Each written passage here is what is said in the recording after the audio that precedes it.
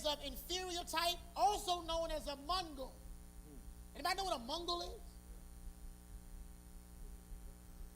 What's a Mongol? Let me tell you why you say like a mixed dog, but let's go a little bit deeper. Okay? A Mongol is the offspring of two different breeds. And here's what the devil didn't want you to see. When the Bible calls a bastard, we're out of here in the next 15 minutes. Just hold tight. What was on your grandma's? Your grandma's birth certificate had what on it? Mongol. So you can see how this really does. This is true. Wow. Back then, they called them. Let me tell you why that is. Some people that suffer as bastards are uncertain as to who their father really or mother is. Right. Okay? So he says they are Mongol, and it goes on to say uncertain ancestry. Okay? Now, they are inferior, they are alienating, and they always feel like they never belong. No, it's just saying that's another word to describe the word bastard. Okay, it's just defining bastard. One, and now I'm going to give you some characteristics. Okay? Here is some things that you will see if you or your children or your family fall under the bastard curse. This is some. We'll get into all the rest next week. Easily religiously deceived. Okay?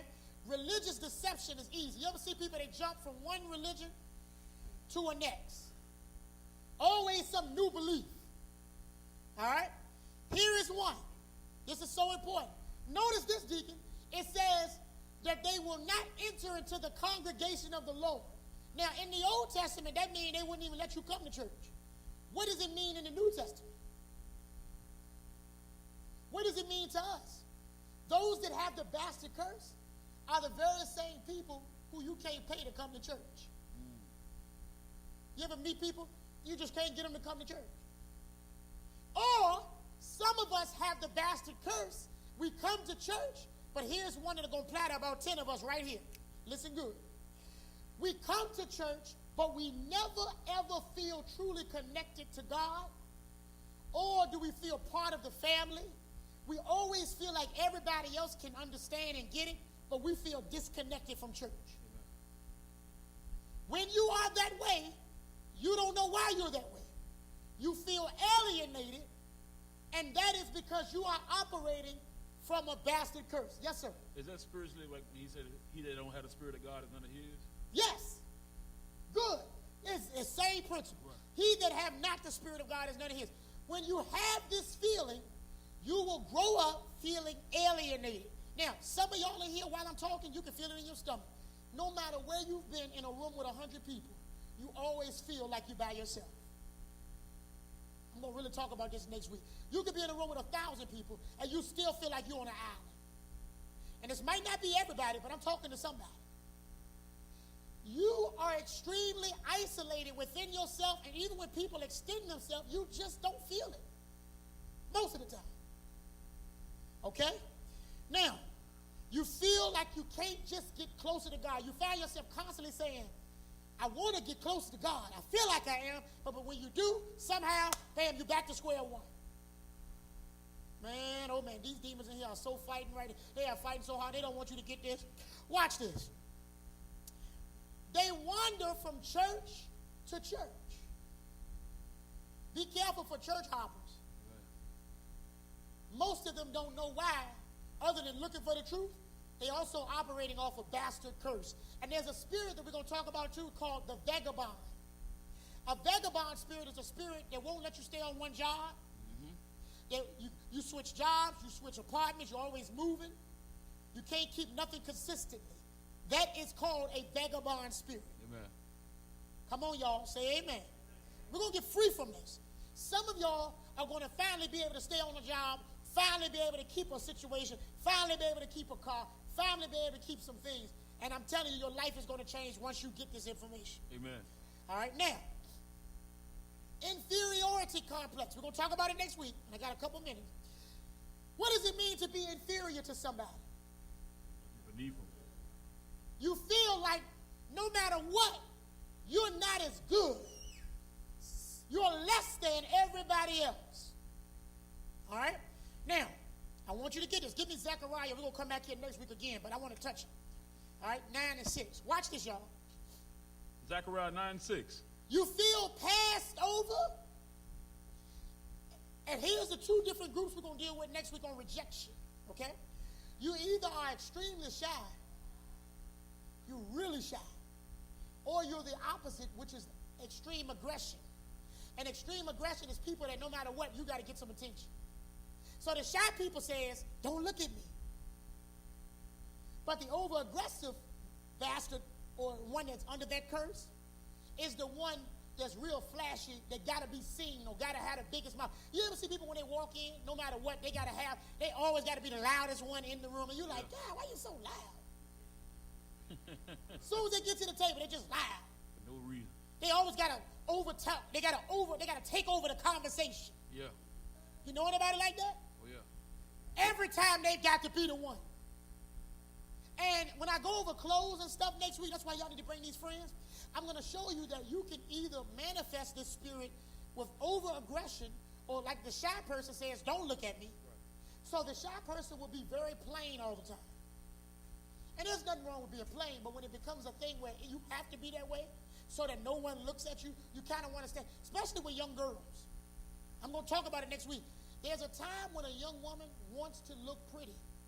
And when this spirit attacks young women, it always lets this woman feel like she don't need to be pretty because she don't feel pretty, so she never tries to dress herself up or fix her hair. She just want to remain really plain, okay? Because she's inferior. She don't think she is worth beautifying. She don't think she's worth bringing that attention. So what she does, she withdraws herself, kind of going into the shell. I'm going to talk more about it, all right? Then you'll see some of these people that come, they're real flashy all the time. Everything is to be seen. You know, in the streets, we did it. I had buddies, everything they did had to be real big. Big phone, big jewelry, big this, big rims, big car, bright color. That was me. Y'all hear me? I couldn't just drive a car. I wanted a bright red car. And then I went around, I had 6 TVs. I had 6 televisions in one car. Yep. Yep. I'm telling y'all the truth. Yeah. You wouldn't understand. I'd have to show it to you. I used to ride down the street, and the police pulled me one time down Broad Street because the traffic, they wouldn't pass me. It was a line of cars, and I'm riding, and I look behind me. Everybody just stand behind me to see what I'm playing on the TV. Yo, pastor, listen to me. You know what I got to do? I got to share with you about me so you can get free. Amen. There's nothing wrong with liking what I like. I like cars now. My father liked cars. I like painting them and all that. I'm old now. But let me tell you this. I know some of my buddies, they still that way. 50 years old, I think they're still 18. Amen. That is something else going on. They never felt legitimate about anything else but that. Right. And that's why they got to have, you watch them, even in the families, they got to have the designer clothes. They don't have no peace. They don't have no joy. They don't. I understand. Do y'all get this? They feel out of place. And when they finally get something where they're recognized, oh my God, they tap into it and they pull on it, but it never satisfies, so they always on to the next thing.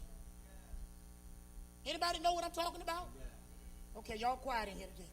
Now, here's the verse we're going home with because I got 7 minutes. Come on. Zechariah 9:6. Listen. And a bastard shall dwell in Ashdod. Now, here's what he said. We're going to go over this next week. Nobody's to be offended. Remember we talked about that word earlier? Ashdod. It was a place where all the castaways had to live. They always put you here. And let me tell you this, the government knows about this.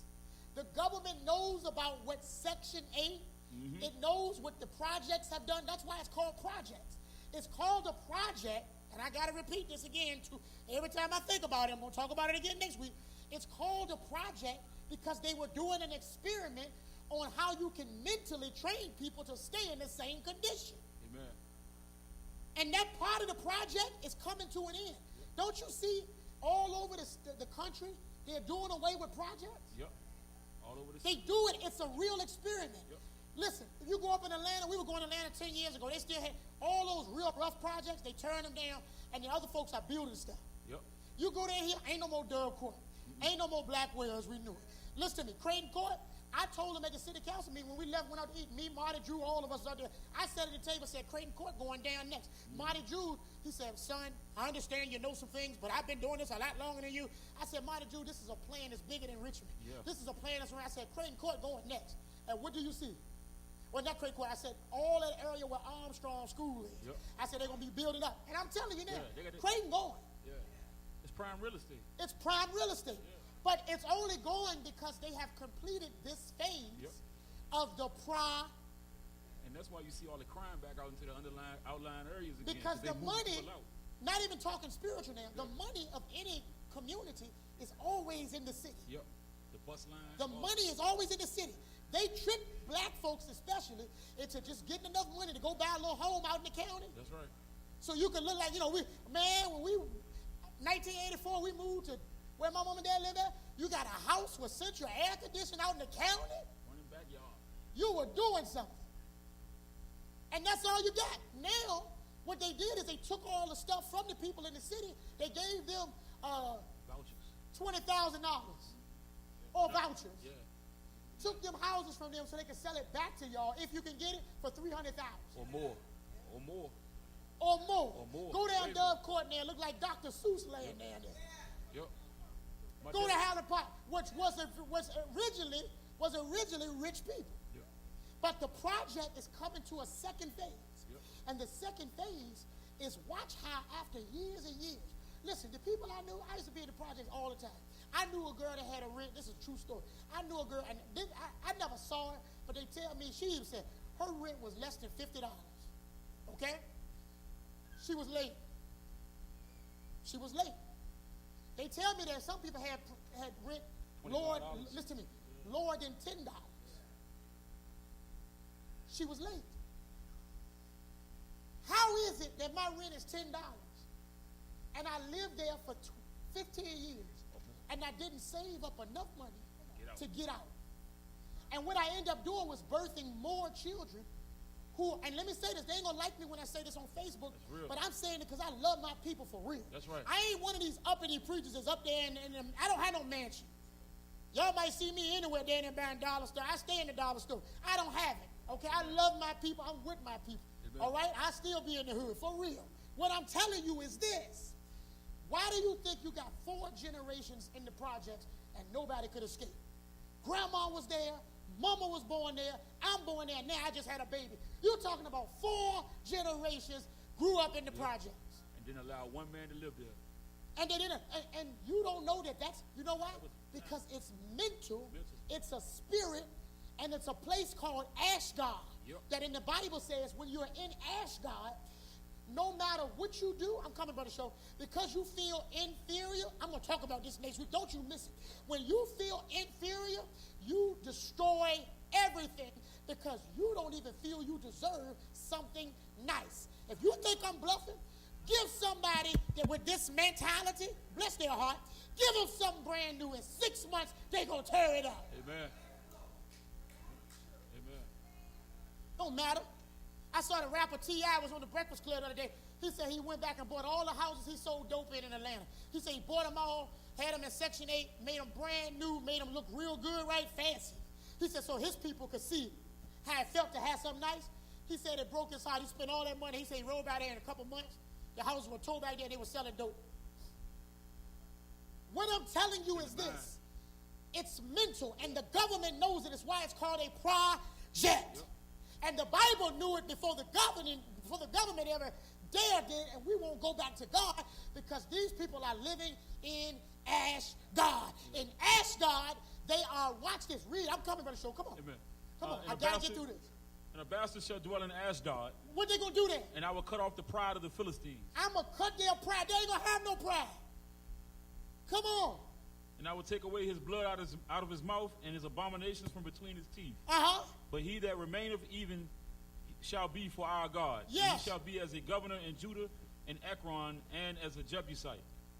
Come on. And I will encamp about my house because of the army. All right, stop. Look up the word Ashdod, and guess what the definition is of this? Those that dwell in Ashdod were ravengers. Look this up. What's a ravager? one who destroys. Those who were in Ashdod were ravagers who destroyed, watch this, they were also known as thieves. And no matter what you gave them, they would destroy it. They were self-destructive. You want to know why life don't mean nothing over in the hood? Because they don't mean anything to themselves. Do you know why they don't love you and love each other and they quick to fight and shoot each other? Because they don't love themselves. Can I share something with you today? They don't love themselves because anytime a child is born out of wedlock, even if they have a baby mama and a baby daddy that love the child, when you disobey God and enter into a union to bring forth a child out of wedlock, you have had that child out of lust and not love. The only union God recognizes as a union that's truly of love is the union of marriage. Now, that don't mean it's over for you. Thank the Lord. Amen? That don't mean, listen, everything I'm talking about, I can talk about it. I have a son. You understand what I'm saying? He's the same way. So I'm not talking down. I'm telling you there's hope. Okay? What I want you to understand is this. If you're conceived out of lust, then you'll fail to receive love. When you can't give or receive love, which is where it's going to get deep next week, you will immediately destroy everything in front of you. Because you don't feel worthy of having nice things. You don't love yourself. And when you don't love yourself, you can't love something that look like you. Amen. Okay? Brother, show.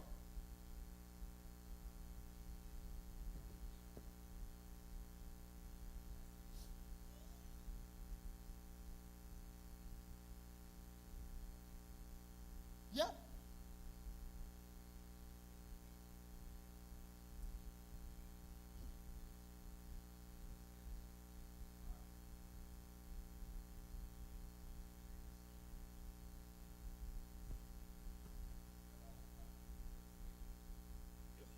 Matter of fact, we're probably in about the third phase. The first thing was to dissimilar family. Yep. You have to take the families apart. Right. That's what Ashdod is about, taking the fathers out of the home. The first thing they had to do in the projects, the real projects back in the day, go talk to your parents and grandparents.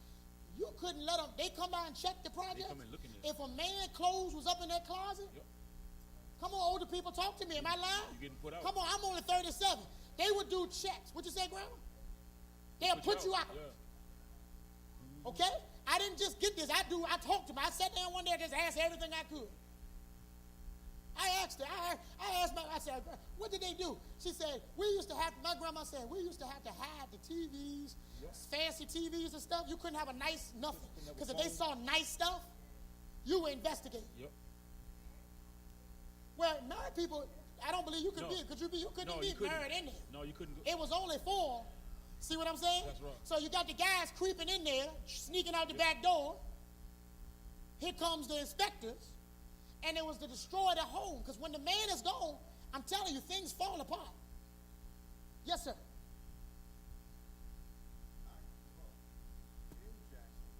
Uh-huh. He said he grew up in Jackson Ward if y'all can't hear him. Uh-huh. Same thing my grandmama told me. Uh-huh. But what's the key to what he's saying? People had hope and dreams, and they used the projects to move themselves up and not further down. Amen. Now, here's the key. They had to get the thing started. Yep. See what I'm saying? You're looking at the first phases. When you were there, my grandma would tell me the same. She don't mind me saying it. She told me the same thing. She said it was nice. She said they kept the doors open all night. She said it wasn't none of this stuff going on. Everybody knew each other. She said they took care of that stuff. She said I kept my place so clean. She said my stuff was nice. She said I ain't playing. I mopped them floors on my hands and knees. That's what she said. She said, but as time continued, the experiment intensified. Yeah. That's Okay? Yeah. And other things helped to shape it. Yeah. Drugs. You understand what I'm saying? All these different things. Go ahead. It's a documentary going on YouTube. I watched this documentary. I literally cried because it was a very emotional thing that what they did to people and how they broke up families. It's called the Pruitt-Igoe experiment, and it was about. Say it again. Pruitt-Igoe, and it's about a project, the first project that was built in St. Louis, and you had families, prominent families, like he said, that was in. They lived it. A family struggle, right, and all that kind of thing. But they presented to the families like there's a better life over here in these projects. Right. But he can't go. So he Right. he can't go with you. So they had to make a Daddy can't go. They had to make a choice to say, should I make the daddy had to say, can I get out and make it better for my family? But they was tricked. Yeah. He said as they lived, everything was nice, everybody was in harmony, everything was good. But then they started pulling the project, as you stated. And next thing you know, they won't come in. The maintenance people wasn't coming to fix the elevators no more. Yep. They weren't fixing windows. The water was running. They pulled everything piece by piece. Watch this. Yep. And then why there's see when you have that type of treatment, Yeah. you're You change- conditioning condition people. your mind. You Yeah. condition. See, they Yep. know what we don't know. Yep. Everything that's happening in front of you is a condition. From the music, listen to me. You know what they Yeah. say in the circus? And I'm gonna say this again too, but I'm gonna say it now. They take an elephant when it's a baby. This is when they raise elephants in the circus. They take the elephant and they tie the elephant leg or tie the elephant on a chain to a little stump. So when the baby elephant walking off, boom, it pull him back, right? Then why the elephant can't do nothing as a baby, it's too small to do any damage, he can't move. Because if he moves, the chain jerks him back. Do you know when the elephants are full grown and can tear up the whole circus, they no longer chain the elephant. Yeah. Yep. The reason they don't chain them is because anything you do over time becomes a condition. Yeah. And the elephants won't even try. Yeah. As a matter of fact, whenever you see an elephant go crazy, they make a video Yep. like it's some special thing because the elephant done went crazy. That's how they look at us. When we finally get one person to make it out, it's a big deal Amen. because they didn't Amen. let the chain. They got mad at me on Facebook before. I say it again. Tell 'em, Pastor. Mental slavery is worse than physical slavery Yes. because a mental slave will go put the chains on themselves. Yes. Yeah. And I'm telling you what I know. I'm supposed to have been done. I'm just taking y'all questions. I'm telling y'all right now, next week, I'm going to get into the spirit of rejection, which is going to deal with the drugs, it's going to deal with the sorcery, it's going to deal with every aspect of clothes, everything that's going on, and it's going to deal with this bastard curse closer. I'm telling you now, they know what they're doing. Now it's time to push everybody out and watch what's going to happen there. Watch what's getting ready to come down the pipe now. That everybody got to go somewhere because they turn everything down, but where they going?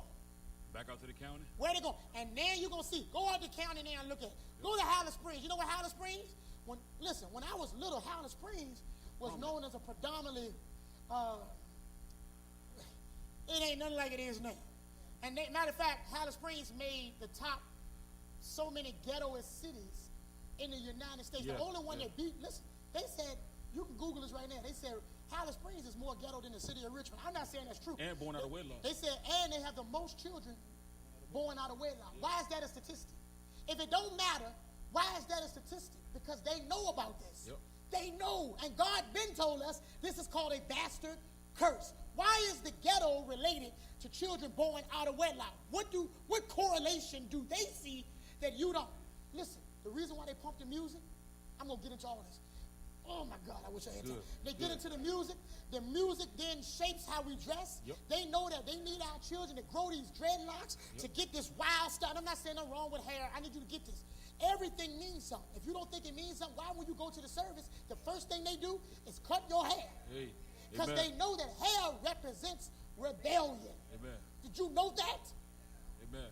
You didn't know that, did you? reprogram. Why you think they don't let you have that? Know what they used to do? They wouldn't even let you come with tattoos. Where my older people that's in the service? Y'all know anything about that? At one point, they didn't play about having tattoos because they knew that represented. Now, where do you think they got these thoughts from? They got it from the truth of the Bible. Amen. They know something that you don't know, and they thrive on these ignorance. They're the ignorance of our people. That's right. Go ahead, brother CD. Oh, you hear what he said? In prison, they do the same thing. If you want to keep your hair, they throw you in the hole. But you're not going to keep your hair.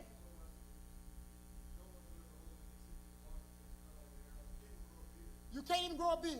Why? If what I'm saying is wrong, what do they know?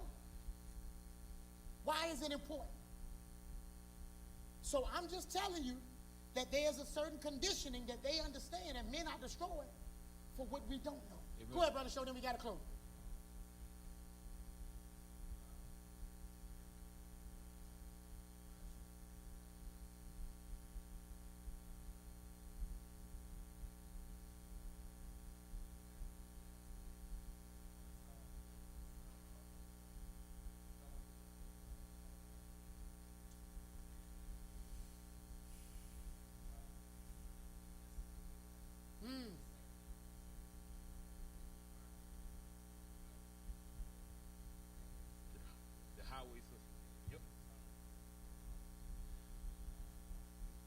many times I told y'all that? Yep.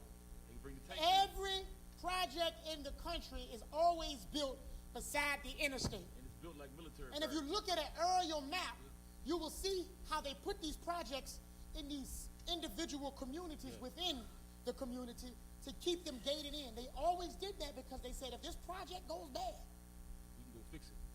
we're going to have to bring in the tanks Yeah. Yep. to come in and stop these people. Yes, exactly. With a back street. Everything, and it ain't just here. It's all over the country, y'all. You know what they call me? What's the boy name? The NAACP dude. My boy. J.J. Minor. He hit me up the other day, said, "Can you come to the meeting about gentrification?" But they, trying to take over Richmond. I meant to be there. I had to, but my son, I had to take care of him. But I'm going when I can get a chance. He said, "We need you to speak up and say something." Listen, I can talk all day, but all I can do is tell them what's going on. Right. I ain't gonna be able to stop it. I just can help each individual. They're gonna do it. It's already done. Yeah, yeah. It's a project, a plan already in motion. It's already rolling. Things are already headed that way. Ain't no more, pardon my English, what you used to know, it's gone. Yep. They just one by one, staging each individual part of the experiment. They're taking it away. And they take away.